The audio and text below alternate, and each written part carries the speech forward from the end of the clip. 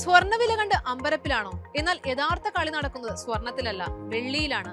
2026 വെള്ളി കിലോയ്ക്ക് 3 ലക്ഷം രൂപ കടക്കുമെന്നാണ് പ്രവചനം. വെള്ളി ഇനി വെറുമൊരു നിക്ഷേപമല്ല, മറിച്ച് രാജ്യങ്ങളുടെ സാമ്പത്തിക അടിത്തറ തീരുമാനിക്കുന്ന തന്ത്രപ്രധാന ആയുധമാണ്. ലോകത്തെ 70% വെള്ളി കയറ്റുമതി നിയന്ത്രിക്കുന്ന ചൈനയുടെ ചാണക്യ തന്ത്രം ആഗോള വിപണിയെ തകർക്കാൻ ഒരുങ്ങുകയാണ്. സോളാർ പാനലുകൾക്കും ഇലക്ട്രിക് വാഹനങ്ങൾക്കും വെള്ളി അത്യന്താപേക്ഷിതമായതോടെ ചരിത്രത്തിലെ ഏറ്റവും വലിയ ദൗർലഭ്യമാണ് വിപണിയെ പിടിച്ചുലയ്ക്കുന്നത്. ചൈനയുടെ നീക്കത്തിന് മറുപടിയായി അമേരിക്ക വെള്ളിയെ നിർണായക ധാതുവായി പ്രഖ്യാപിച്ചു കഴിഞ്ഞു. ഇന്ത്യൻ വിപണിയിൽ ഇതിനകം 147% വളർച്ചയാണ് ഉണ്ടായത്. ഇത് തുടക്കം മാത്രമാണ്. സ്വർണത്തിനപ്പുറം വെള്ളി ഒരു ഭൗമരാഷ്ട്രീയ യുദ്ധഭൂമിയായി മാറുകയാണ്.